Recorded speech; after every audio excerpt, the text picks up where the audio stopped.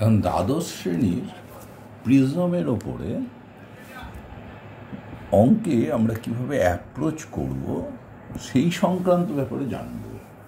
পুরো চ্যাপ্টারটা পড়া হয়ে যাওয়ার পরে অঙ্ক করার সময় আমরা কিভাবে নিজেদের তৈরি করব এবং বিভিন্ন অঙ্কের জন্য নিজেদের ভাবনা চিন্তাটা কি করে শুরু করতে পারি সেই বিষয়ে বলবো। ধরা যাক ABC একটা প্রিজমের প্রধান ছেদ। তাহলে তোমরা দেখেছ প্রথম তলে আলো পড়েছে কত, যে কোণে, সেটা I1 ধরেছ। প্রথম তলে প্রতিসরণ কোণ R1, দ্বিতীয় তল থেকে নির্গমন কোণ I2 এবং দ্বিতীয় তলে আপতন কোণ হয়েছিল R2। PQ RS পথে আলো প্রিজমের মধ্যে দিয়ে গিয়ে নির্গত হয়েছে। এই ক্ষেত্রে তোমরা জানো যে প্রিজমে যে বিচ্যুতি কোণ ডেল্টা, অর্থাৎ আলো অরিজিনালি যে পথে যাচ্ছিল আর যে পথে বেরিয়েছে, PQT পথে যাচ্ছিল আর বেরিয়েছে RS পথে, এদের মধ্যে যে কোণ, এটাকে বিচ্যুতি কোণ বলে, এটাকে ডেল্টা বলা হয়। ডেল্টা সমান দেখা যায় I1 plus I2 minus A।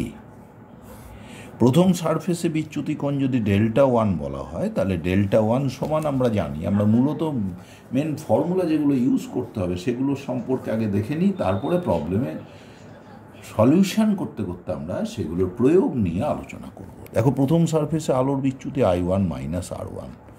দ্বিতীয় সারফেস অর্থাৎ AC তলে আলোর বিচ্যুতি কোণ হলো I2, তা থেকে R2 বাদ যাক, I2 মাইনাস R2।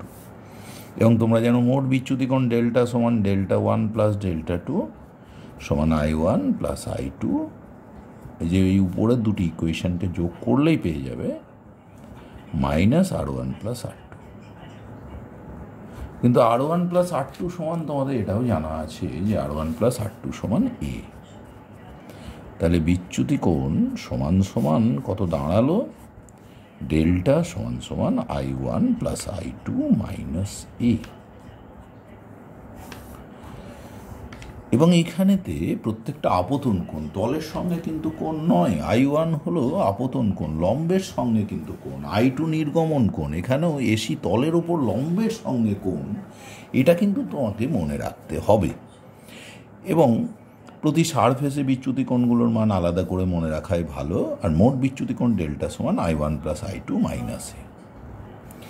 এখন দেখো, আলো তো পথ প্রত্যাবর্তন করে, তাই যদি আলোর পথটা, গমন পথটাকে আমরা যদি একবার ঘুরিয়ে দিই, তাহলে যে পথে আলো এসেছিল সেই পথেই ঘুরে যাবে। তাহলে ধরো ABC প্রিজমে এর আগে আমাদের এই ডায়াগ্রাম অনুযায়ী আলো গিয়েছিল কোথায়? PQ পথে গিয়ে QR পথে প্রতিষ্ঠিত হয়ে RS পথে নির্গত হয়েছিল। যদি আমরা আলোর পথটা উল্টো করে দিই, RS পথে যদি গিয়ে থাকে, তাহলে RQ পথে গিয়ে QP পথে বেরোবে। আপতন কোণটা ধরেছিলাম I1, নির্গমন কোণ বলেছিলাম I2। এখন যেহেতু আলো পথ প্রত্যাবর্তন করে, তাহলে আপতন কোণ হলো I2, নির্গমন কোণ I1। তাহলে এখন বিচ্যুতি কোণ কত? দেখো, I1 plus I2 minus A, আপতন কোণ প্লাস নির্গমন কোণ মাইনাস প্রিজম কোণ। এখনও তাই, আপতন কোণ এখন I2, নির্গমন কোণ I1 মাইনাস A। দুটো ক্ষেত্রেই বিচ্যুতি কোণ কিন্তু সমান। কখন কখন I1 এবং I2 উভয় আপতন কোণের জন্য। এবং আমরা যদি প্রিজমে I ডেল্টা কার্ভ টানি, অর্থাৎ প্রিজমে আপতন কোণ এবং বিচ্যুতি কোণের মধ্যে যদি কার্ভ টানা হয়, তা তোমরা জানো এইরকম একটা কার্ভ পাওয়া যায় এবং এটা ন্যূনতম বিচ্যুতি কোণকে সূচিত করে। This is delta M।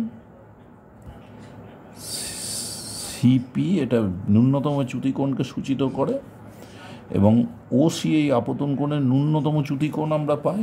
এছাড়া কি দেখা যাচ্ছে, দেখো, এই যে যদি আমরা XY রেখাটা আমরা জানি, X ড্যাশ Y ড্যাশ রেখা যদি টানি, তাহলে দেখো দুটো করে আপতন কোণ পাচ্ছি, যার জন্য বিচ্যুতি কোণের মান সমান। একটা ধরো OL, একটা ধরো OT।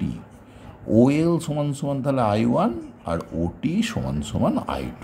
তাহলে আমাদের মনে রাখতে হবে দুটো করে আপতন কোণ I1 এবং I2তে বিচ্যুতি কোণের মান কিন্তু সেম, এবং তাদের একটা আপতন কোণ, অন্যটা নির্গমন কোণ।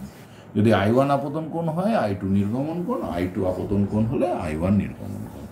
আরও দেখা যাচ্ছে যে যদি আমাদের আপতন কোণের মান বাড়তে থাকে, তাহলে এদের যে গ্যাপ I1 আর I2-র গ্যাপ, একটা আপতন কোণ একটা নির্গমন কোণ, তার জন্য ডেল্টার মান সমান I1 আর I2-র গ্যাপ কমবে এবং ডেল্টা ইকুয়ালস টু ডেল্টা এমে গিয়ে I1 I2-র কোনো গ্যাপ থাকবে না। তাহলে ডেল্টা ইকুয়ালস টু ডেল্টা এমের জন্য I1 সমান হয় I2 এবং সিমিলারলি R1 সমান হয়ে যাবে কি R2। এটাই হলো ন্যূনতম চ্যুতির শর্ত। তাহলে ন্যূনতম চ্যুতির শর্ত কি?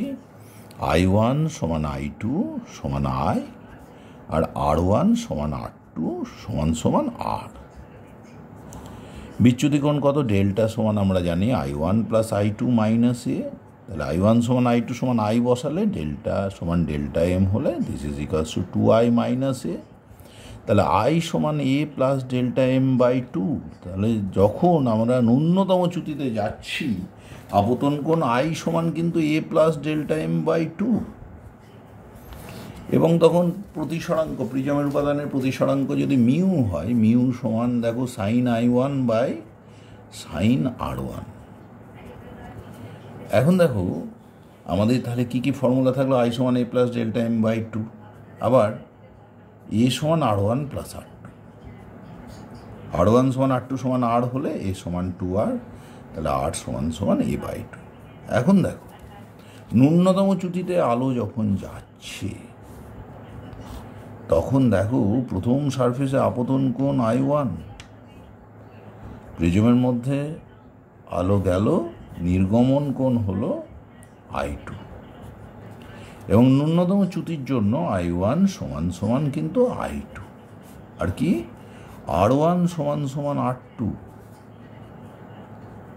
প্রথম সারফেসের চ্যুতিকোণ কত? ডেল্টা 1 সমান I1 মাইনাস R1, দ্বিতীয় সারফেসের চ্যুতিকোণ ডেল্টা 2 সমান I2 মাইনাস R2।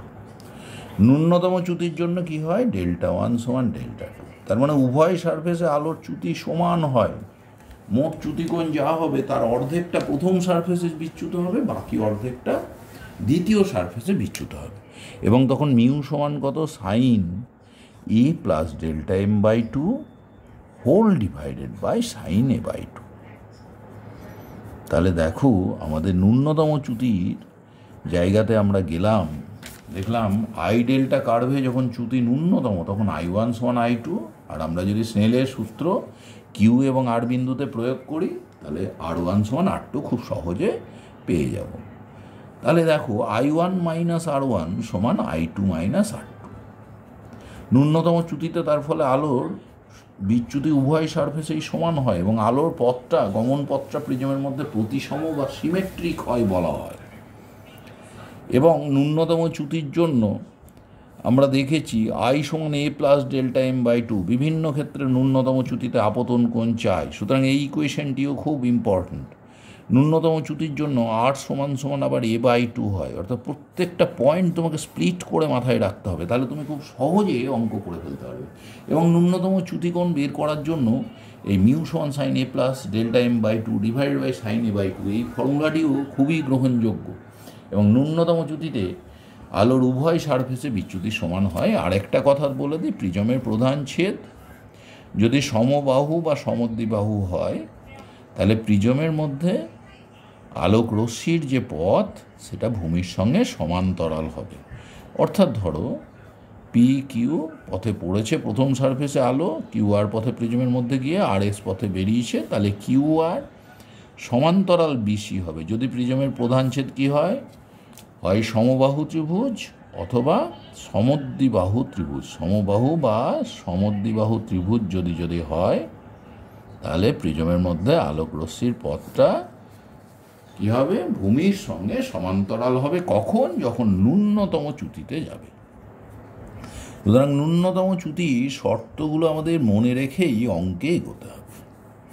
এইবার আমরা বিভিন্ন অঙ্কে যা জানলাম, যা প্রয়োগ, সেগুলো প্রয়োগ করার চেষ্টা করি। পরে ওই নির্গত হবে কি হবে না ইত্যাদি সংক্রান্ত লেসন আমরা পরে আর একটা লেসনে দেখে নেব ইত্যাদি সংক্রান্ত কথাবার্তা। প্রথম অঙ্ক, একই রে কি বলছে?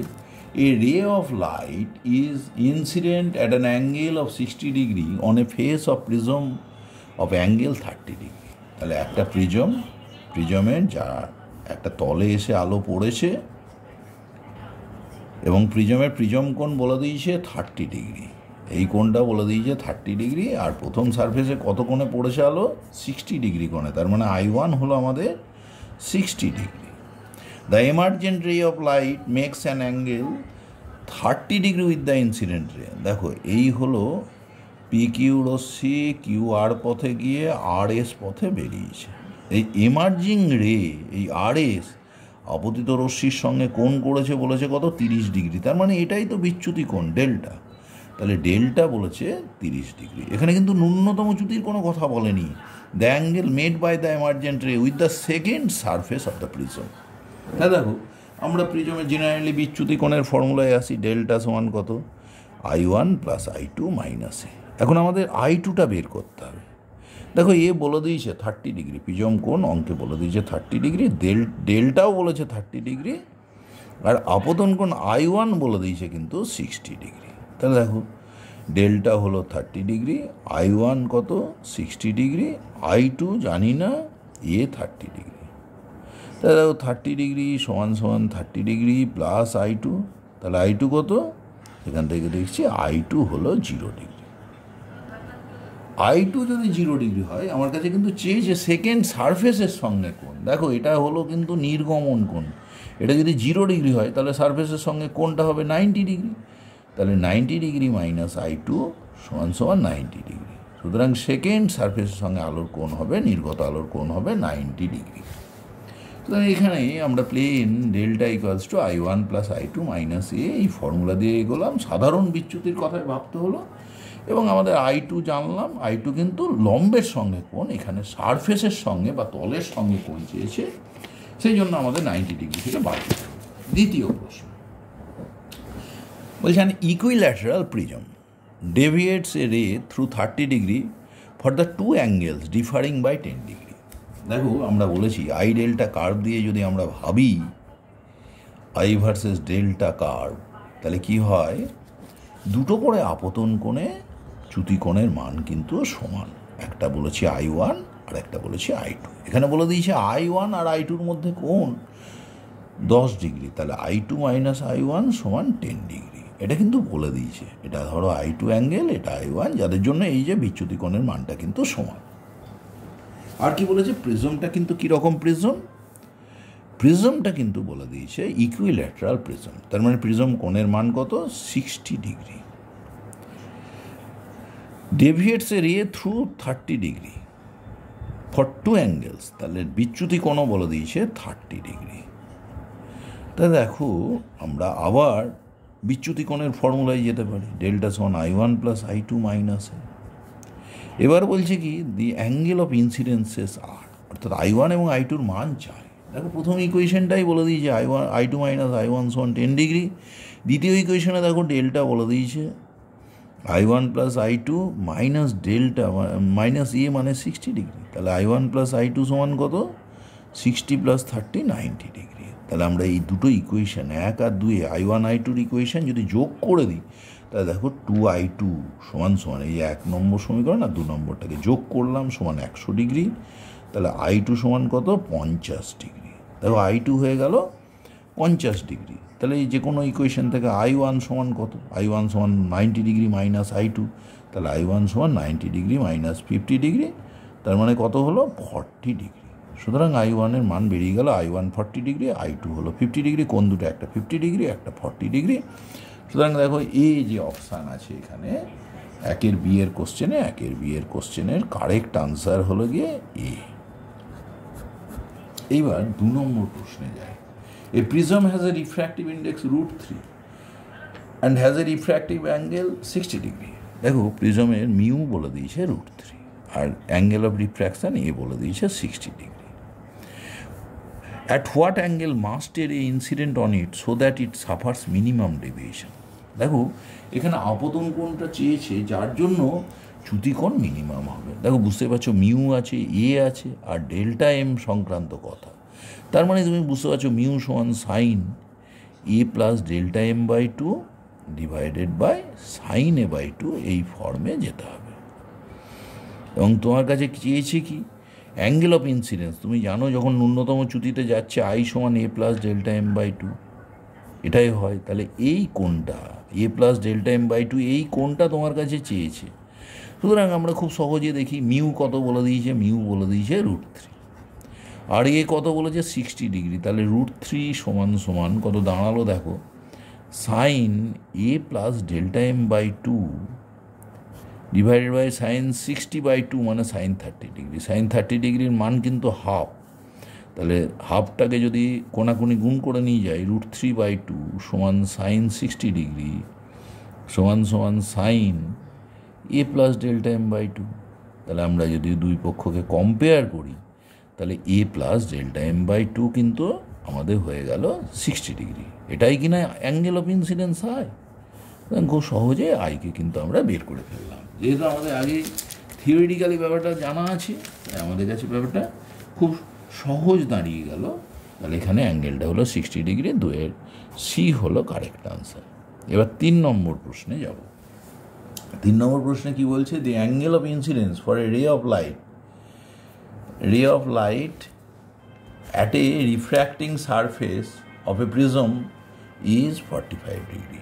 অ্যাঙ্গেল অফ ইনসিডেন্স তার মানে I1 আমাদের বলে দিয়েছে 45 degree. The angle of the prism is 60 degree, so A equals to 60 degree. The ray suffers, if the ray suffers minimum deviation through the prism, minimum deviation তার মানে delta M, the angle of minimum deviation. দেখো এখানে আবার যদি delta M চাই, আর তোমার কাছে কী চেয়েছে, রিফ্র্যাক্টিভ ইন্ডেক্স চেয়েছে, তাহলে ডেল্টা এম আর আয়ের মধ্যে কিন্তু একটা সম্পর্ক আছে। আই সমান কত, A plus delta M by two. তাহলে দেখো আপতন কোণ I1 সমান A plus delta M by two, I1 সমান I2 সমান আই, তাহলে আই সমান A plus delta M by two. তার মধ্যে I1 আর এ দেওয়া আছে, তো ডেল্টা এম বেরিয়ে যাবে। I1 কত, 45 ডিগ্রি সমান কত, A 60 degree plus delta M by two. তা কত দাঁড়ালো, 90 ডিগ্রি সমান সমান কত হলো, 60 ডিগ্রি প্লাস ডেল্টা এম। তাহলে ডেল্টা এম কত, ডেল্টা এম সমান সমান 90 ডিগ্রি মাইনাস 60 ডিগ্রি মানে 30 ডিগ্রি, ডেল্টা এম বেরিয়ে গেল। এবার মিউ সমান কত, মিউ সমান sine A plus delta M by two মানে sine I1 by sine A by two. দেখো মিউও চেয়েছে, রিফ্র্যাক্টিভ ইন্ডেক্সও চেয়েছে। সাইন I1 কিন্তু A plus delta M by two এটাই বলে দিয়েছে 45 ডিগ্রি, দিয়েছে সাইন 45 ডিগ্রি, আর এ বলে দিয়েছে 60 ডিগ্রি। তাহলে এ বাই টু হলো 30 degree by sine 30 degree. Sine 45 মানে 1/√2, সাইন 30 মানে হাফ, উপরে গেল 2/√2 হলো, তার মানে √2।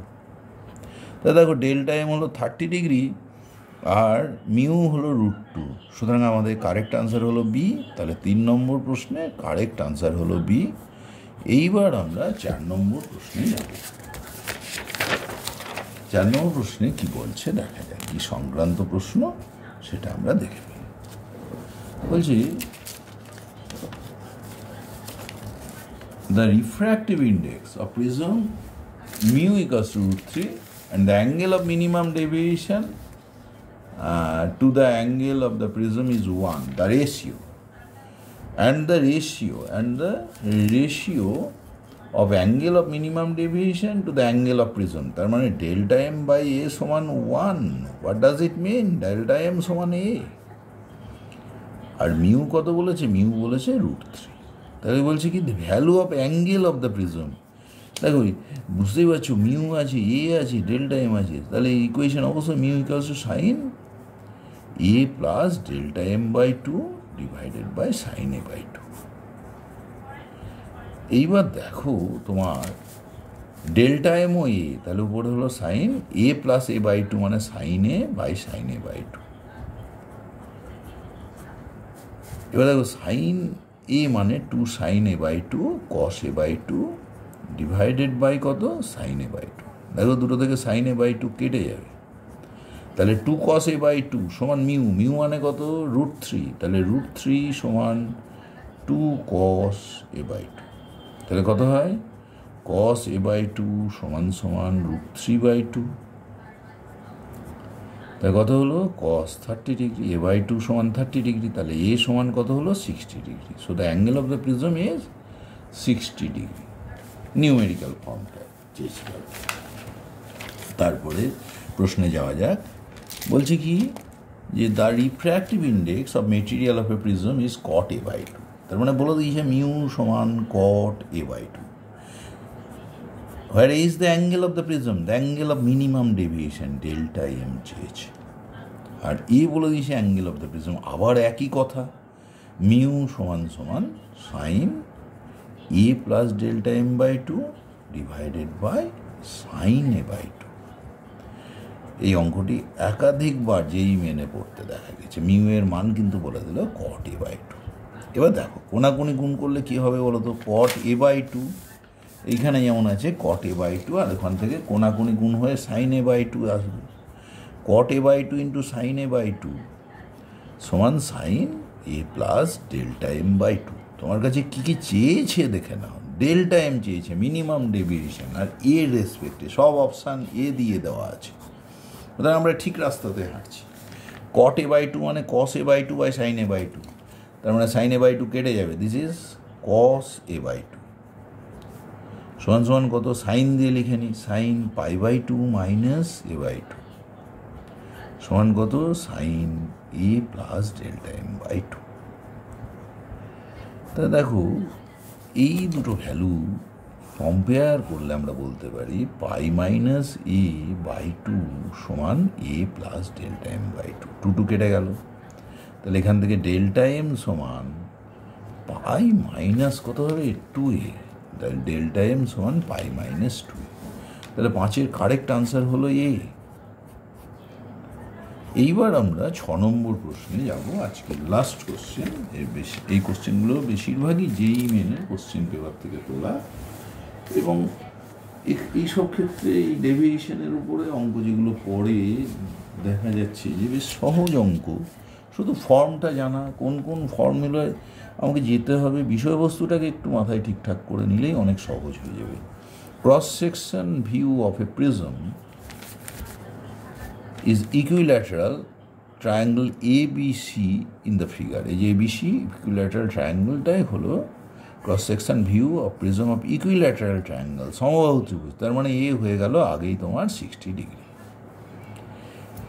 The minimum deviation is observed using this prism when the angle of incidence equals to the prism angle। তার মানে অ্যাঙ্গেল অফ ইনসিডেন্স I1 সমান যখন প্রিজম অ্যাঙ্গেল 60 ডিগ্রি, তখন মিনিমাম ডেভিয়েশন পাচ্ছি। এবার কি বলতে চাইছে তোমার কাছে, বলতে চাইছে the time taken by light to travel from P to A. এই যে পি বিন্দু থেকে এ বিন্দুতে আলোর যেতে কত সময় লেগেছে। তার মানে প্রথম কথা হলো, এইখান থেকে দেখো এত কথা বললেও আমাদের যেটা বের করতে হবে সেটা হলো মিউটা বের করে নিতে হবে। এই মাধ্যমে আলোর বেগটা বের করে নেবো, এপি দূরত্ব সমবাহু ত্রিভুজের উচ্চতা লিখে নেবো, সেটুকুটা যেতে আলোর কত সময় লেগেছে এটা দরকার। তাহলে প্রথম কথা মিউ দরকার, এবং মিউ সমান কত, সাইন I1 এ প্লাস ডেল্টা m/2 যেটা ডিভাইডেড বাই সাইন a/2। তাহলে সাইন I1 মানে কত, সাইন 60 ডিগ্রি বাই নিচে কত হলো a/2, মানে এ তো আমরা দেখে নিয়েছি 60 ডিগ্রি, তাহলে a/2 হলো সাইন 30 ডিগ্রি। তাহলে √3/2 ডিভাইডেড বাই হাফ, তার মানে √3। মিউ হলো √3, মিউ এর মান হলো √3। এবার দেখো তোমরা জানো মিউ সমান c/v, তাহলে ভি সমান সমান কত, c/মিউ। এবার দেখো এপি দূরত্বটা কতখানি, এপি সমান সমান সমবাহু ত্রিভুজের উচ্চতা √3/2 ইন্টু বাহুর দৈর্ঘ্য 10 সেমি, তাহলে 10 সেমি মিটারে নিয়ে যায় 10⁻² মিটার। তার মানে √3/2 ইন্টু 10⁻1 মিটার। আর সি কত, সি হলো 3 ইন্টু 10⁸। আর মিউ কত, মিউ হলো √3। তাহলে ভি বেরিয়ে গেল, আলোর বেগ, দূরত্ব আছে, তোমার কাছে চেয়েছে সময়টা, এবং সময়টায় কত ইন্টু 10⁻10 এটা দেখাতে হবে। তার মানে সময়টা 10⁻10 অর্ডারে আসবে। দেখো টি সমান সমান দূরত্বটা কত, এপি বাই ওই মাধ্যমে আলোর বেগ ভি, এপিটা কত, √3/2 ইন্টু কত, 10⁻1 ডিভাইডেড বাই আলোর বেগ কত, 3 ইন্টু 10⁸ বাই √3, তার মানে কত হলো, একটা √3 কেটে যাচ্ছে, √3 ইন্টু 10⁸। তা দেখো কত হলো, এখানে √3টা কেটে যাচ্ছে, একটা হাফ থাকছে, ইন্টু 10⁻⁻9 সেকেন্ড। কিন্তু আমাদের উত্তর আছে 10⁻⁻10 সেকেন্ড অর্ডারে। তাহলে একটা 10 দিয়ে গুণ করে নিই, 10/2 মানে 5 ইন্টু 10⁻⁻10 সেকেন্ড। তাহলে এই শূন্যস্থানে আমাদের কত হবে, 5। এইখানে আমাদের আপাতত এই ডেভিয়েশনের উপরে, প্রিজমের ডেভিয়েশন এবং মিনিমাম অ্যাঙ্গেল অফ ডেভিয়েশন সংক্রান্ত অঙ্কের আমরা হিন্টস নিলাম। প্রথমে অঙ্কগুলো কী করে অ্যাপ্রোচ করব, যখনই আমি কোনো জায়গা পড়ব, কোনো টপিক পড়ব, আগে আমি ওখান থেকে কী কী ফর্মুলা পেলাম, কিভাবে সেগুলো কাজে লাগাবো, এগুলো আমরা একটু ভেবে নেব। তারপরে আমরা সেই ধরনের অঙ্কগুলো যদি প্র্যাকটিস করি, অঙ্কগুলো আমাদের কাছে অনেক ইজি মনে হবে। সেই জন্য আমরা কী কী জায়গা এলো, মিনিমাম অ্যাঙ্গেল অফ ডেভিয়েশন কাজে লাগাবো, কী কী ফর্মুলা পেয়েছি, কোনভাবে পেয়েছি, কীভাবে মিনিমাম অ্যাঙ্গেল অফ ডেভিয়েশন আসছে, এটা যদি আমার চোখের সামনে পরিষ্কার হয়ে যায়, তাহলে অঙ্ক করা কিন্তু অনেক সহজ হয়ে যাবে। এবং অঙ্ক করার ক্ষেত্রে আমি তোমাদের একটা কথাই বলবো, যে থিওরিটা যদি খুব ভালোভাবে দারুণভাবে বুঝে যেতে পারো, তাহলে অঙ্ক কিন্তু অনেক সহজ হয়ে যায়। তোমরা অনেকে ফিজিক্সে অঙ্ককে কঠিন ভাবো, অত কঠিন কিচ্ছু নয়, শুধু থিওরিটা খুব ভালো করে বুঝে নেবে, তারপরে অঙ্ক করো, অঙ্কটা আরও অনেক সহজ। এখানে রাখছি, গুড নাইট।